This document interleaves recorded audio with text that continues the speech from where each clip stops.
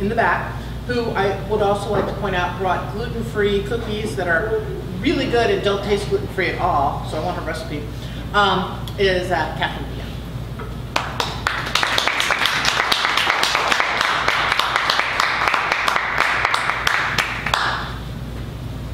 This is Betsy.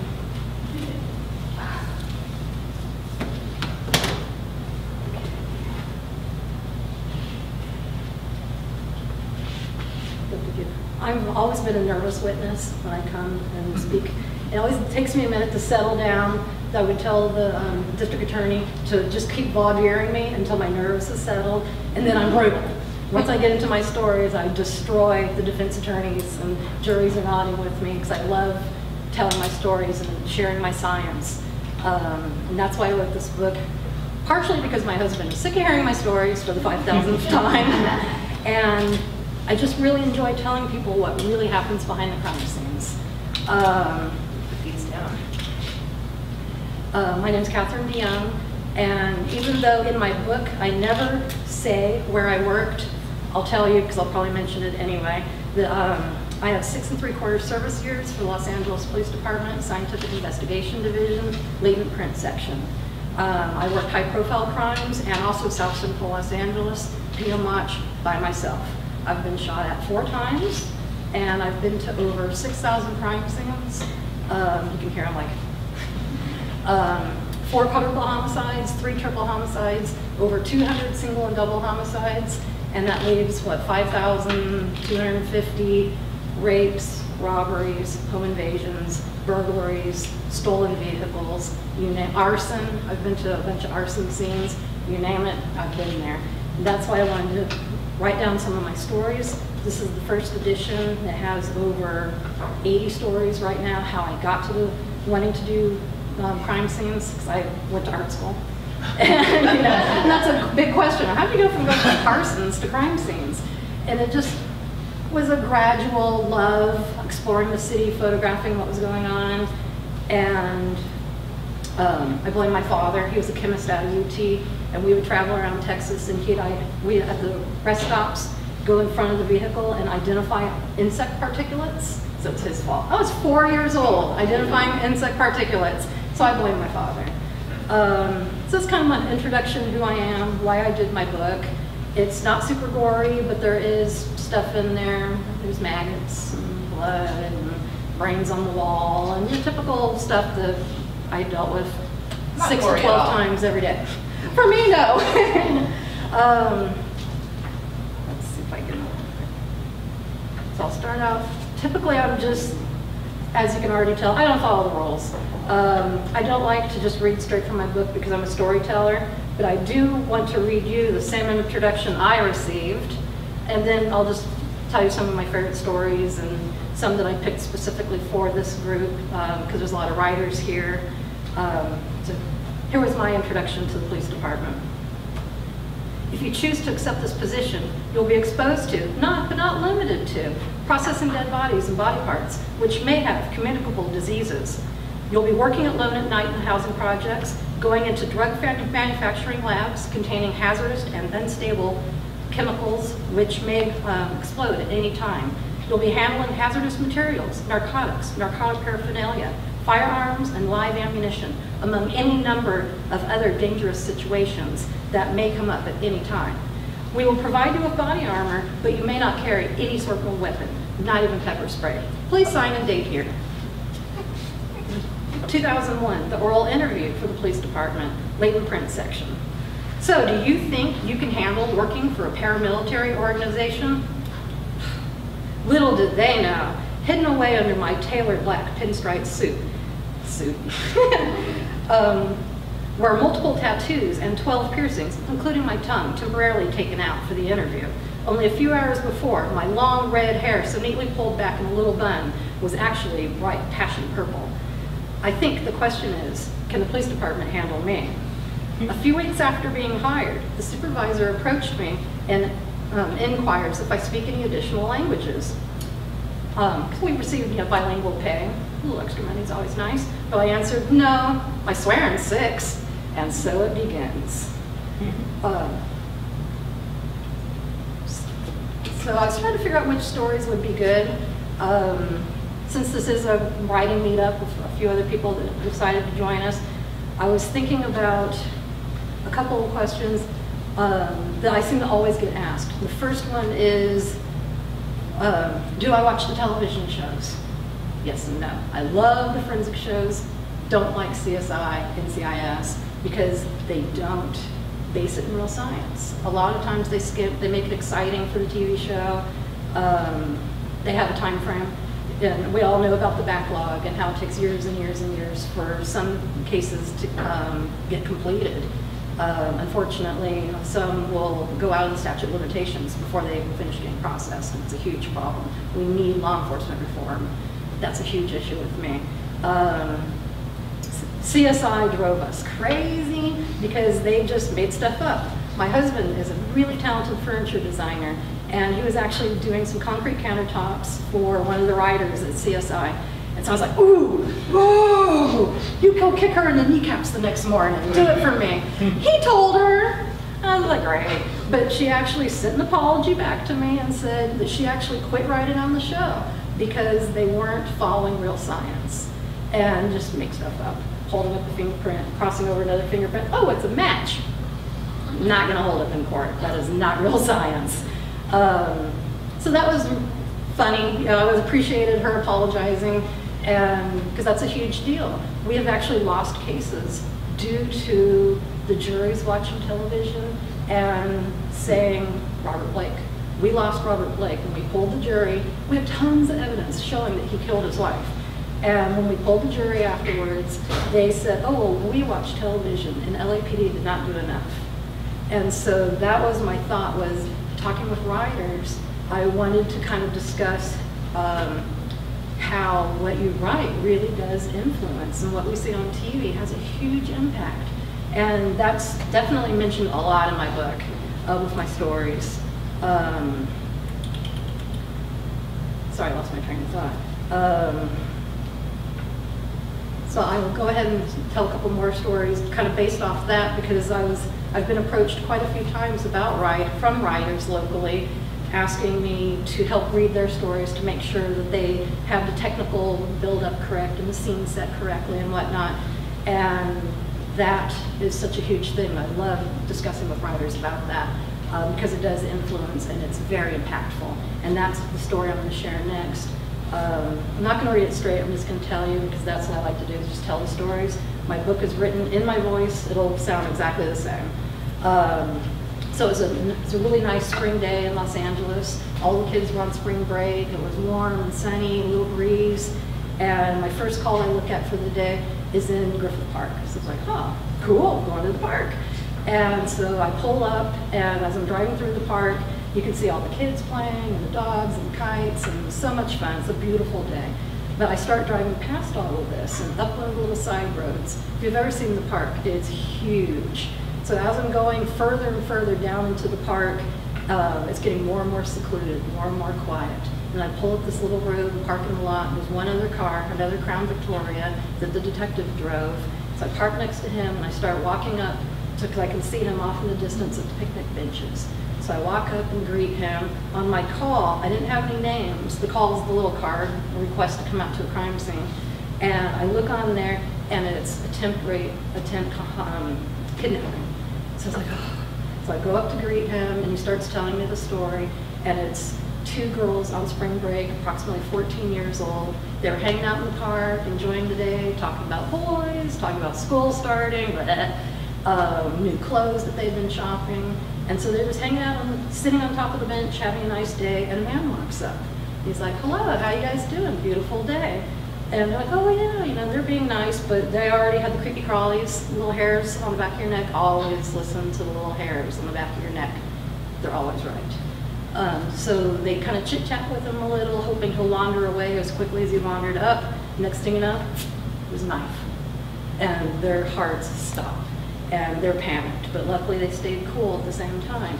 And he forces them to go off into a little bit further back into the tree line. And dude's like, oh, you know, what do you want? Don't hurt us. We're just, you know, having fun. You know, we're just kids.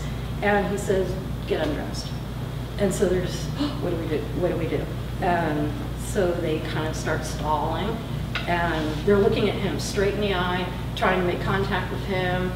They're memorizing how he looks, what he's wearing, and one of them starts to pretend like she's having an asthma attack. And, I can't breathe, I can't breathe. And the friend starts looking around, and she's like, oh, there's a bag over in the bushes. So he's all, the attempt rapist, like, well, what do I do? What do I need to help? All of a sudden, he cares about her safety and her health. And so she's like, oh, well, there's a bag over there. Go get it.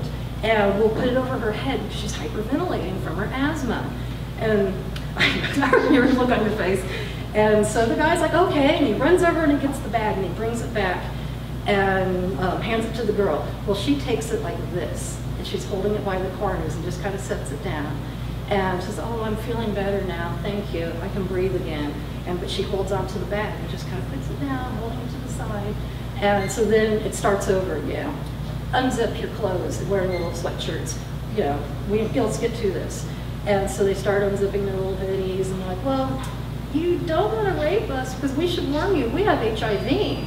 And we're just, you know, getting ready to go to the doctor to get our meds, and it wouldn't be a good idea. So the rapist is kind of thinking about it. You can see him like, maybe this isn't such a good idea. So all of a sudden he's like, fine, you can go. And he lets them go. So they immediately, you know, call the police, and we come out, we're interviewing them, and the officers are shocked because they get this highly detailed story with exacting information. He had brown eyes, he looked like this, and this was his age, and this is what he was wearing, and here are his fingerprints. And the officer's like, what? You know, how did you know? That's crazy. Simultaneously, they both say, we watch CSI, and that's what they told us to do. Give credit where credit's due. And that's my big message to writers. You know, I love when they take the time to research, to put the proper information out. Save those two little girls. They're 14 years old. Yeah, who knows what could have happened to them. But they watched CSI, and the writing saved them. And that's, I gotta give credit. Another story that I love, where my fingerprints, my work, was the direct result of two suspects being identified. There was no evidence at all. And the odds were against us. So I had to respond down to deep South Los Angeles. It was a homicide, a 16-year-old kid who didn't even live in Los Angeles. That he was visiting with his mom, and she gave him permission to go down to the corner store to get some candy. So on his way there, actually when he's leaving the store, he's walking out and heading back to the house, and there were two additional teenage boys who were being initiated into a local gang, so they shoot him. Both of them shot him in the back, and he dies. They just get rid of the guns. No one saw, no one ever sees, because you don't want to die yourself. That neighborhood's really tight, everybody knows, and you don't see anything for your own safety. So the detectives call me in to fingerprint the guns. In 1996, I believe, the ATF did a study on firearms. This is another thing on TV. It drives me insane. How many times have you seen people going wiping their fingerprints off of a gun? Not gonna happen. In 1996, the ATF did a study on firearms, and out of 1,000 guns that they processed for fingerprints, they found that approximately 1 in 10 will have identifiable fingerprints left on the firearm. Ammunition is only 1%, 1 in 100.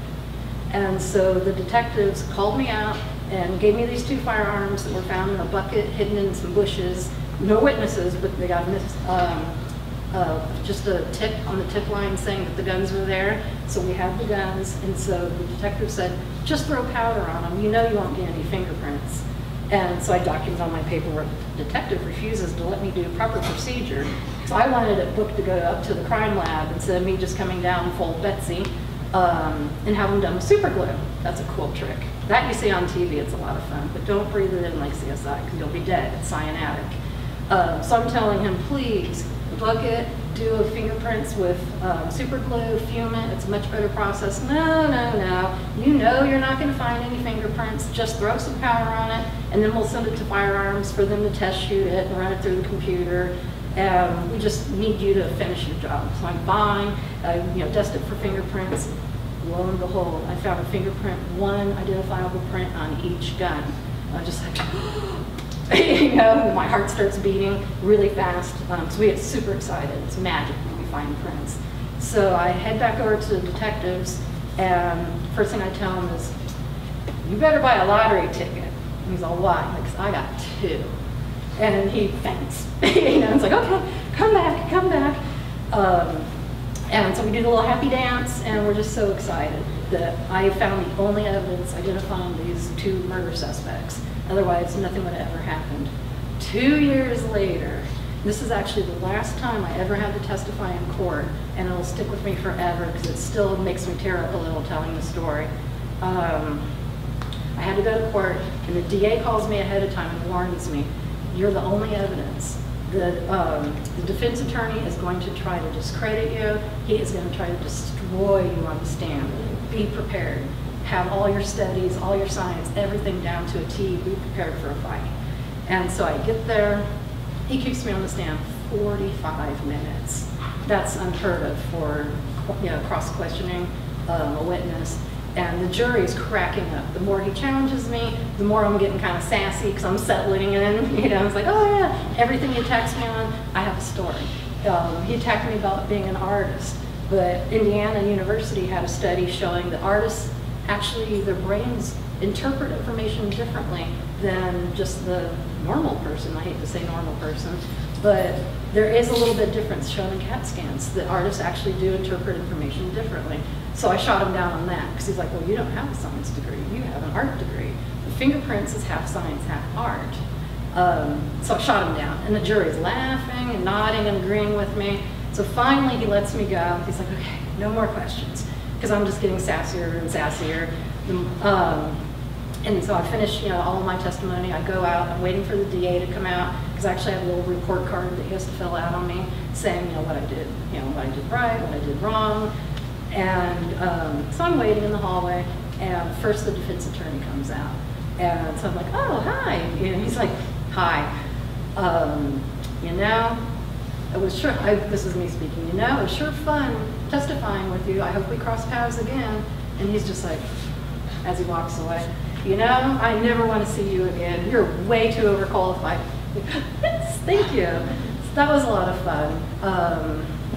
But then, as I'm sitting there all proud of myself for getting in this great fight with the defense attorney and knowing that those kids are going to go to prison, I'm always kind of a fence walker, that I know there's mitigating circumstances that get kids put in positions. You know, they might need counseling or, you know, drug treatment or something, but there's also the ones that just flat out need to go and see prison life and learn. So I'm always kind of torn on that. But this one I was happy that the kids were caught, and the DA will figure out what they're going to do, maybe make a deal, whatever.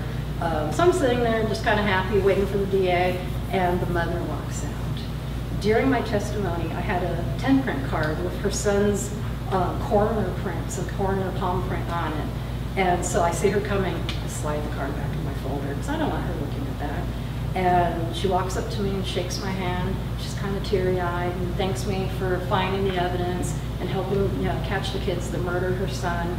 And then she says, "Can I see it?" And I was just like, okay. And I slide the card back out, and she has something in her hand, pushes it over to the other hand to free up her right hand. It's the candy that her son had bought 2-3 years prior when he was murdered. She still had that candy with her at his trial, at his murder trial. So she puts that candy and frees up her other hand, and then takes it and places it over the palm print of her deceased son, and just closes her eyes to say goodbye to him. See? That case will haunt me forever.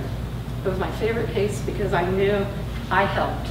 I brought her something, answers at least, to why her son was killed and who did it. It was just so heartbreaking. And that was one of the reasons why I finally decided to go, was every crime scene I went to, all 6,000, took a little piece of my heart because I actually cared about what I was doing and wanting to help them. Do I have time for another one? Or? Okay.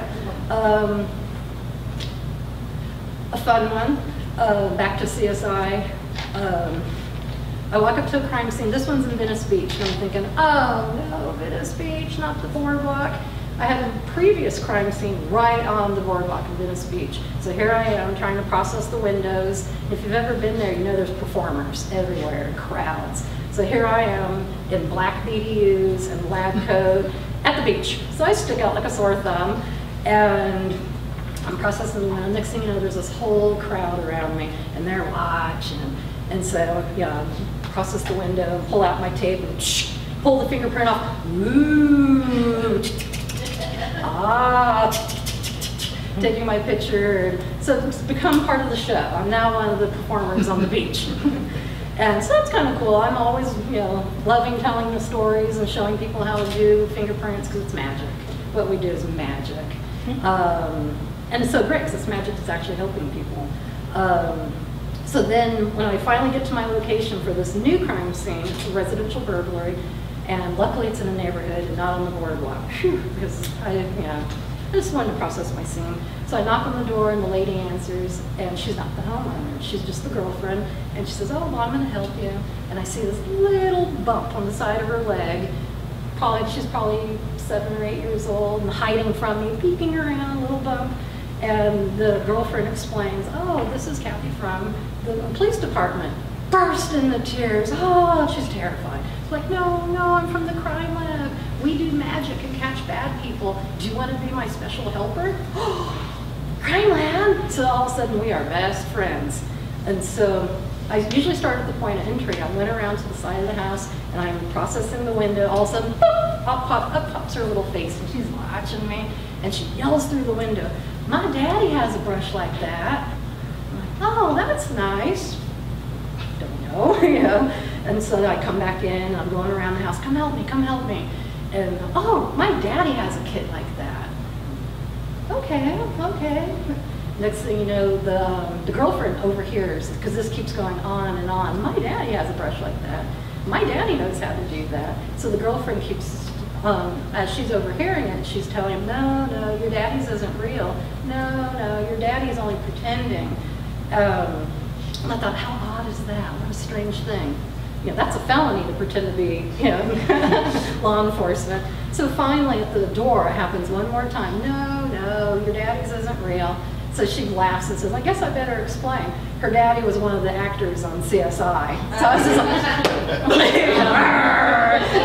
like, where's your daddy?